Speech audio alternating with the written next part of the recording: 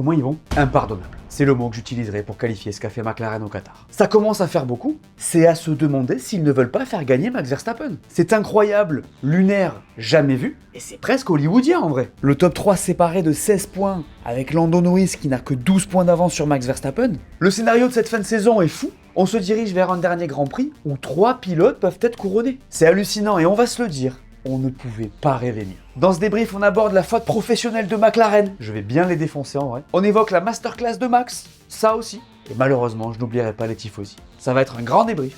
C'est parti. Ce week-end, c'était Grand Prix du Qatar. Et c'est Max Verstappen qui s'est imposé devant Oscar Piastri et Carlos Sainz. Allez, on en parle. Les gars, on vise 240 000 abonnés avant la fin de l'année. Ça va être chaud en vrai, mais on peut le faire. Et il faut au moins qu'on atteigne 230. Il n'y a que vous qui pouvez nous aider à le faire. Alors si c'est pas encore fait, abonne-toi, laisse-nous un grand pouce levé et profite de la vidéo. Il y a un truc dont je vous ai pas parlé depuis longtemps, c'est Slick Collections. Et je vais pas vous mentir, ça faisait longtemps que j'attendais ce moment. Pour ceux qui savent pas, Slick Collections, c'est la marque de vêtements que j'ai lancée depuis 2 ans pour les fans de sport auto. Le merch de F1 c'est cool, mais c'est cher et c'est pas forcément évident de se balader avec dans la rue. Du coup, on a créé Slick Collections. Ça vous a plu? Et là, on arrive avec une toute nouvelle vibe. Des collections toutes nouvelles qui, je vous le dis direct, n'ont plus rien à voir avec ce qu'on faisait avant. On a pris le temps de vous écouter, on a bossé pendant des mois pour proposer des vêtements qu'on kiffe vraiment. On a repensé les designs, les coupes, les matières, et on est trop fiers du résultat. Il y a 5 nouveaux modèles qu'on sort aujourd'hui, donc Race Day, Box Box, Hammer Time, Simply Lovely, et cette petite collection originale. On les a en t-shirt blanc et en t-shirt noir. En hoodie noir, ils sont disponibles dans toutes les tailles, on est encore sur de la maxi qualité. J'ai vraiment hâte d'avoir vos retours là-dessus. C'est plus mature, plus affirmé, mais toujours avec cette touche qu'on voulait dès le départ. Des vêtements qu'on porterait vraiment tous les jours, pas uniquement sur un circuit. La période de Noël arrive à grands pas, perso j'ai déjà mes cadeaux. En tout cas, si t'as un pote qui est fan de sport auto, ton père, ta sœur, l'offre Black Friday est terminée, mais on va pas vous laisser tomber puisqu'on a bien compris que ça vous plaisait. Du coup, on va faire simple et on va reconduire cette offre pour Noël. Pour rappel, c'est 20% de réduction sur le deuxième article. Vous êtes encore dans les temps pour avoir les cadeaux sous le sapin en vrai, largement a priori, mais ça arrive vite, alors n'attendez pas trop non plus. En tout cas, nous on fait notre max pour vous faire parvenir ça le plus vite possible. Bonne vidéo.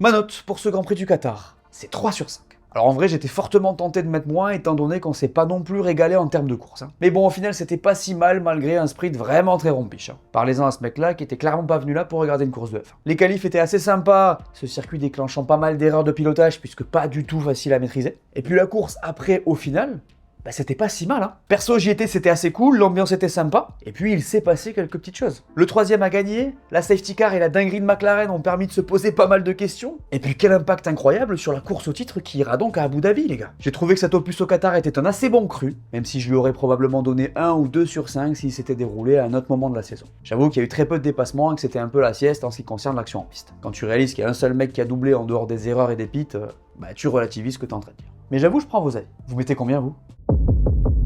Le classement de ce Grand Prix. Max Verstappen vainqueur devant Oscar Piastri et Carlos Sainz, Lando Norris P4, Kimi Antonelli P5, George Russell est 6ème, Alonso 7, Leclerc 8, Lawson est 9ème et c'est Yuki Tsunoda qui ferme ce top 10. Le vainqueur de ce Grand Prix, c'est Max Verstappen. Cette situation est vraiment incroyable les gars, et quelle remontada exceptionnelle. Qui d'autre que lui pour aller chercher cette victoire de fou et revenir dans le match avant la dernière course de la saison? Vous pensiez qu'il allait abandonner? C'était mal connaître le mec qui est dans la tête de tous les pilotes de cette grille, surtout ceux qui roulent dans des voitures oranges. Le pire, c'est que tout ne s'est pas passé comme prévu. Loin de là. Sa voiture, elle a été galère à conduire sur les 4 premières sessions de ce week-end, à tel point qu'on commençait à douter de sa capacité à survivre face au McLaren. Elle marsouinait, sous-virait, partait dans tous les sens. C'était compliqué de la garder sur la piste dans les virages rapides. Et en vrai, on s'inquiétait. Attends, P6 en qualif sprint derrière Tsunoda après une excursion dans le bac qui abîme son fond plat, je vous raconte pas n'importe quoi. Derrière, il souffre aussi pas mal pendant le sprint où il perd quand même 2 points sur Piastri et 1 sur Norris. En qualif, c'est P3 derrière les McLaren avec une voiture qui allait mieux sans être la meilleure sur un tour. Et puis, il y a cette masterclass totale, les gars. Un départ parfait pour prendre le meilleur sur Norris, une stratégie parfaite au moment de la safety car, donc en faisant le premier des 2 arrêts obligatoires, en exploitant du coup parfaitement cette fenêtre, ce que McLaren n'a pas réussi à faire, on en reparle plus tard. Pour Max, c'était Noël avant l'heure, c'est hallucinant. Et au-delà du CSC de McLaren, les gars, Max, il a juste été parfait. Il avait un rythme maximisé dans cette Red Bull qui, je le rappelle, n'était pas la meilleure voiture. Il n'a pas fait d'erreur et il a été chercher une chance de viser un 5e titre mondial de suite. Les gars, encore une fois, c'est là qu'on voit les immenses champions. Même quand ils n'ont pas la voiture, ils émergent. Même quand ils sont aux fraises, ils s'en sortent. Là, Max, il peut remercier Gasly et Hülkenberg de s'être accrochés, il peut remercier son équipe d'avoir été hyper affûté, il peut remercier McLaren de jouer en Ligue 2, mais il peut surtout se remercier lui-même d'être autant au-dessus de la mêlée. Il maximise, il optimise, et quoi qu'on en dise, il a une bonne tête de champion quand on regarde sa saison. C'est sa 7ème victoire en 2025, autant que chaque pilote McLaren. Quand c'est dur, c'est lui qui sort du lot.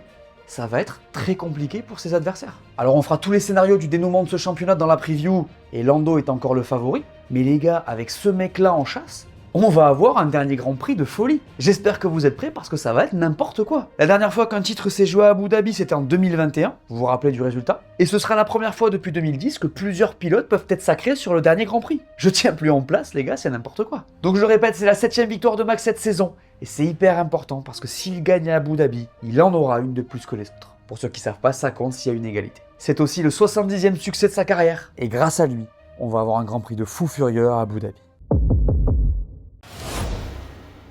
Le premier top de ce débrief, évidemment que c'est Williams les gars. Exceptionnel, fantastique, incroyable, je suis à court d'adjectifs pour qualifier la perf de cette équipe en fait. En prenant en considération d'où elle vient évidemment. Un deuxième podium de la saison, c'était presque inimaginable et encore une fois c'est Carlos Sainz. C'est quand même une dinguerie de se dire que le mec a fait plus de podiums dans la Williams cette saison que Lewis Hamilton dans la Ferrari. J'ai presque envie de vous parler de karma pour vos potes en rouge. Je vais m'arrêter là sur leur cas, dans ce chapitre on ne parle que des équipes qui fonctionnent. Excusez-moi. Carlos il fait 2 Q3, 2 fois dans les points, il est le leader de son équipe sur ce Grand Prix, et puis podium quoi. La P5, même si en soi elle était sécurisée, là c'est sûr. Et les gars, quelle récompense exceptionnelle de finir la saison sur un podium pour cette équipe qui est sur une trajectoire incroyable. Sur ce Grand Prix, Carlos il fait un méga départ, et derrière c'est une course parfaite de sa part et de celle de son équipe.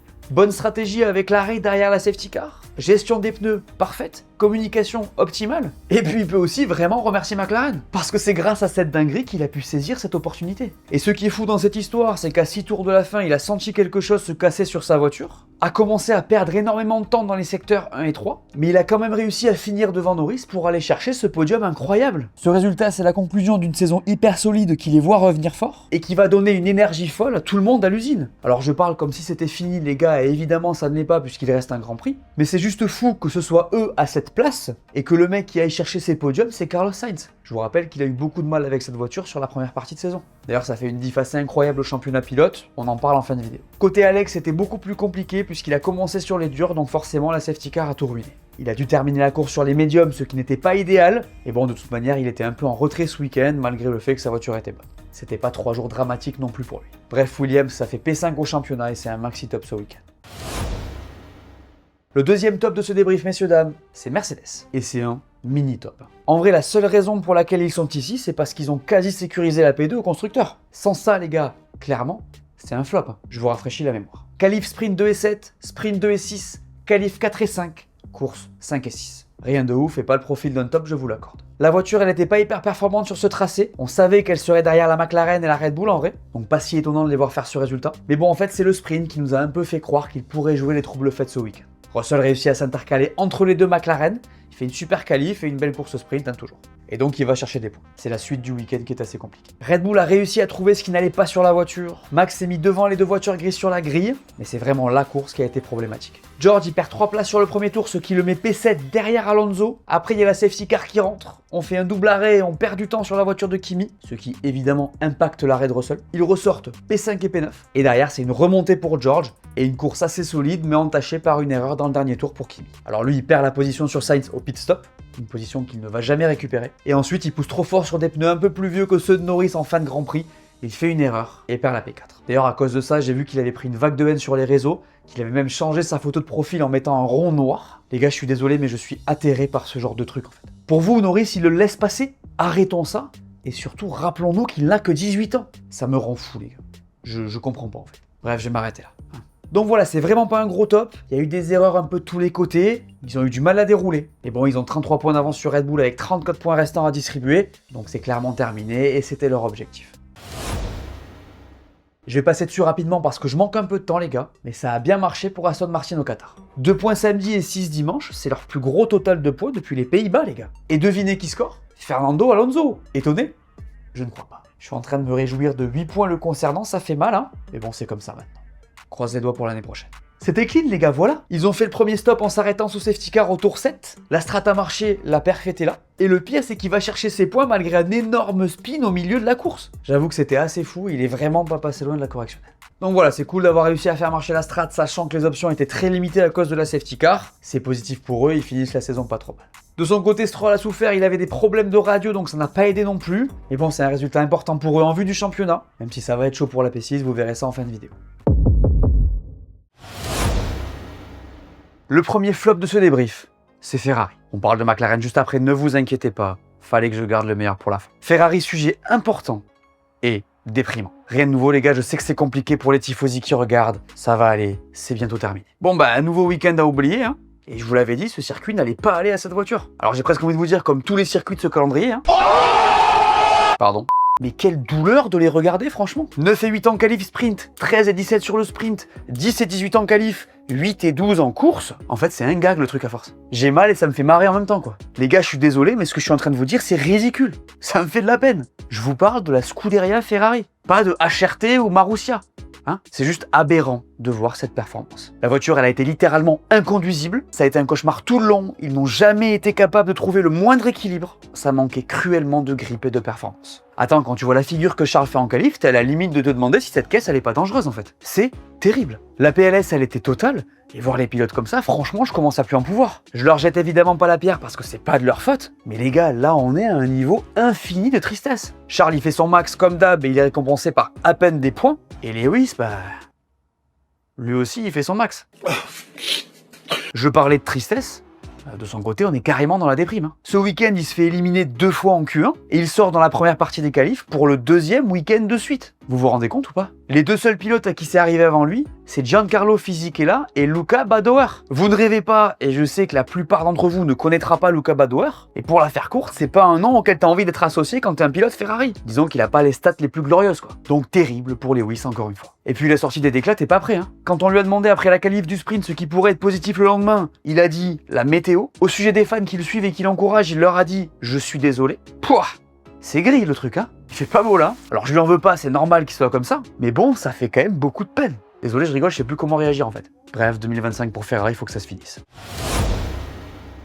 Vous êtes pas prêts pour ce chapitre, je crois, les gars. Parce que je vais encore devoir défoncer McLaren. Mais qu'est-ce qu'ils nous ont fait encore sur ce Grand Prix du Qatar? J'en peux plus, c'est absolument fou de voir les dingueries qu'ils sont capables de faire. Les gars, ils veulent pas le gagner, ce championnat pilote ou quoi? Je commence sérieusement à me poser des questions. Disqualification à Las Vegas? Erreur hallucinante sur la stratégie au Qatar sur les 2 voitures? Sur l'avant-dernière course de la saison? C'est pas possible et ils pourraient vraiment s'en mordre les doigts. On va rembobiner, je vais vous expliquer parce que c'est absolument dramatique ce qui s'est passé. Vous vous souvenez peut-être que sur ce Grand Prix, les équipes ne pouvaient pas faire plus de 25 tours sur un train de pneus pendant la course. Ce qui les obligeait à faire minimum 2 arrêts au stand par voiture. Bon bah sur le papier, ça paraissait simple pour McLaren. Sauf qu'il y a eu cette safety car au tour 7. Gasly et Hülkenberg s'accrochent, la FIA sort le pace car. Tout le monde entre au stand pour profiter de la fenêtre et faire sauter l'un des 2 arrêts, sauf McLaren. Les 2 voitures qui sont 1 et 3 à ce moment-là se retrouvent aux avant-postes, mais avec 2 arrêts à faire alors que tout le monde derrière n'en avait plus qu'un seul à effectuer. Sachant qu'avec ce timing, toutes les voitures ayant pité allaient aller au bout sur le dernier relais en respectant la règle des 25 tours maximum. Du coup, on demande à Piastri et Norris de tracer,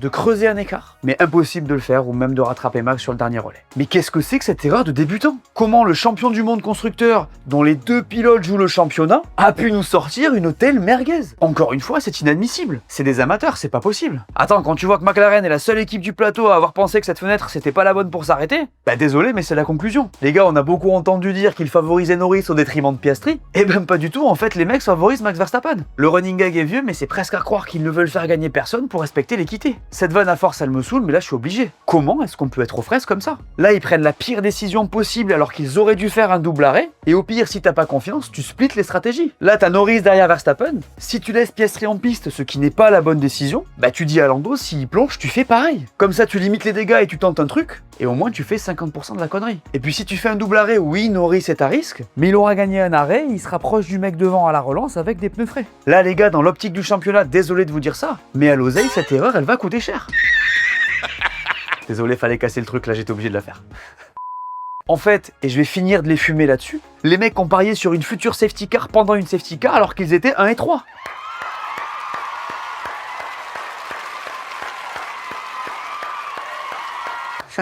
Bravo les artistes, j'ai l'impression de voir Ferrari 2022. Alors il se dit que cette erreur est due au fait qu'ils veulent respecter l'équité entre les pilotes. Les gars, personnellement, je suis persuadé qu'ils ont juste été nuls. Je pense qu'ils ont cédé sous la pression, qu'ils ont eu peur, qu'ils n'ont pas réussi à discerner ce qu'il fallait faire et qu'ils se sont tirés une énorme balle dans le pied. De toute manière, quelle qu'en soit la raison, c'est ridicule. Les gars, franchement, ils ne méritent pas leur pilote. Et ce week-end, c'est surtout le cas pour Oscar Piastri. Oscar, il fait un week-end parfait où on le retrouve en fait. Alors perso, je m'y attendais, je vous l'avais dit. C'est un circuit où il est très fort et qui lui convient au niveau du style. Il est P1 partout, tout le temps, et il devait gagner. Mais il ne peut pas à cause de cette dinguerie de son équipe. Il n'avait pas les mots à la fin de la course. Et franchement, je le comprends. Qu'est-ce que tu veux dire en fait? Le mec avait tout fait parfaitement, ils l'ont fumé, c'est l'enfer pour lui et ses chances de titre maintenant, elles sont hyper faibles en vrai. C'est toujours possible, mais ça va être compliqué. C'était sa chance de revenir, et ben il a lui engagé. Merci McLaren. Le pire, c'est que c'est pas le seul qu'ils ont floué, les gars. Même Lando Norris, il a lui en mis carrément à l'envers, en fait. Il aurait dû être sur le podium sans cette histoire. Et ben là, il nous sort une P4 hyper compliquée. Alors, il a eu un week-end très difficile. Il est 3 sur la grille du sprint et sur le sprint, puis 2 sur la grille avec une multitude d'erreurs qu'on ne l'avait pas vu faire depuis longtemps. On l'a senti en manque de confiance, en galère dans les virages rapides, et globalement, un peu déconcentré. Ça se lisait sur lui et dans ses déclats qu'il n'était pas au top. J'ai l'impression que la disqualification ne l'a vraiment pas aidé. D'ailleurs, c'était criant dans son pilotage puisqu'on a retrouvé le Lando un peu maladroit qui se sent pas ouf dans cette voiture. Il y a eu une erreur dans son dernier run de Q3, plusieurs petites frayeurs en course, et pas optimal du tout. Après, en vrai, il jouait le podium, et il n'aurait jamais dû terminer à cette place. D'ailleurs, les gars, cette 4e place, elle est miraculeuse. L'erreur d'Antonelli dans le dernier tour, c'est une bénédiction pour lui. On va se le dire, sans cette sortie au large de Kimi, il s'enlevait toute marge de manœuvre à Abu Dhabi. Lando, sur ce moment, il est passé à 2 doigts de la correctionnelle. Celle-là aussi, il fallait absolument que je la sorte. Plus sérieusement, ça pourrait être un dépassement crucial en vue de l'attribution du titre. Encore une fois, on va se faire tous les scénarios possibles dans la preview qui sortira jeudi. Mais pour ceux qui ne veulent pas attendre, Lando il sera champion s'il termine sur le podium en cas de victoire de Max. Et il peut finir P4 si Max ne gagne pas. Pour Oscar, lui, il faudra que Norris fasse P6 ou moins s'il gagne. Et pour Max, donc, s'il va chercher la victoire, il faudra que Lando finisse P4 ou plus bas. Ça va être tendu encore une fois, on va reparler de ça jeudi, faudra pas rater la preview. Bref, McLaren a fait une erreur impardonnable qui pourrait lui coûter très cher. Elle n'a pas respecté ses pilotes. En vrai, c'est grave de faire ce genre de choses à ce niveau-là, à ce moment-là. En vrai, c'est choquant encore une fois, et sur 2 grands prix de suite, c'est impardonnable. La semaine dernière, je vous avais demandé si vous pensiez que Max allait le faire, et vous avez répondu. Toi, Dark Hero, tu nous dis, pour moi, Verstappen ne sera pas champion, à moins que Norris ait un problème dans les 2 derniers Grands Prix. L'écart de points est trop grand, et même si avec Max on peut s'attendre à tout, Norris reste pour moi le favori pour le titre cette année. Est-ce que tu es toujours serein après ce résultat? Je crois que chez McLaren, c'est pas vraiment du côté des pilotes qu'il faut aller chercher la limite. Il en pense quoi, Arkeven F1? J'ai pas de doute sur le fait que Max fera le max. La question que moi je me pose, c'est comment Lando va gérer la pression. Car sur le départ qu'ils viennent effectuer ce week-end à Las Vegas sans pression imminente, je me dis qu'à 26 points d'écart tout peut arriver, alors pour moi c'est évident qu'il va aller le chercher. Et bah tu sais quoi, je pense que ce week-end nous l'a encore montré. Tout peut arriver. Et plus que jamais, s'il y a bien un mec qui peut casser le délire de McLaren, c'est Max Verstappen. Ce qui est sûr, c'est que ça va être incroyable. Tout ça m'amène donc à la question du jour. Et messieurs, dames, je vous rappelle qu'à la fin de l'année, je ferai un tirage au sort parmi les commentaires sélectionnés pour un gros cadeau. Donc ceux qui passeront à l'écran auront une chance sur 50 de gagner. À vos claviers. Le cadeau en question, c'est un stage de pilotage de F4 d'une journée qu'on vous offre avec CD Sport. La question du jour est donc la suivante. Selon vous, qui va être le champion du monde 2025? Comme d'habitude, je sélectionne 2 commentaires et on en parle au prochain débrief. Jetons maintenant un œil au championnat. Chez les pilotes, Lando Norris a maintenant 12 points d'avance sur Max et 16 sur Oscar. Antonelli n'est plus qu'à 2 points d'Hamilton et Carlos Sainz est juste derrière son coéquipier. Côté constructeur, Mercedes est maintenant quasi assuré de finir P2 devant Red Bull puisque Ferrari ne pourra pas faire mieux que P4 et Williams a assuré sa P5 également. La suite les gars, c'est ce week-end et c'est à Abu Dhabi. On le voulait, on l'a eu. Le dernier Grand Prix de la saison va être décisif. C'est complètement fou et je pense qu'on le mérite en vrai. 24 Grands Prix, c'est long, il s'est passé plein de trucs, il y a eu des moments où c'était cool, des moments où c'était un peu moins bien. Il y a eu des rebondissements et cette remontada de Max, elle est juste folle. Tout est possible, on va tout poser, tout mettre à plat dans la preview, on va voir tous les scénarios, toutes les situations. Alors ne ratez pas ce rendez-vous, c'est jeudi, comme d'habitude. Ça sera la dernière de l'année pour un Grand Prix incroyable. J'espère que vous êtes prêts. D'ailleurs, j'y serai aussi et je vais avoir eu la chance d'avoir vu 2021. Et 2025. Du coup, je vous mets le lien de mon vlog à Abu Dhabi 2021, puisque tout ce qui s'est passé devant moi. J'ai tout filmé, c'était à l'époque. Vous allez voir, je porte un masque parce que c'est à l'époque du Covid. Mais c'est la dernière fois qu'on a eu un titre attribué à la dernière course dans les conditions que vous connaissez. Donc je pense que c'est une vidéo qui peut vous intéresser. On se voit pour la preview. Voilà, merci à tous de m'avoir écouté, j'espère que cette vidéo vous a plu, laissez-moi un pouce bleu et dites-moi en commentaire ce que vous avez pensé de ce Grand Prix. N'oubliez pas la question du jour et d'aller voir mes dernières vidéos que vous n'auriez pas vues. Dites-moi tout et on s'abonne. Allez, ciao!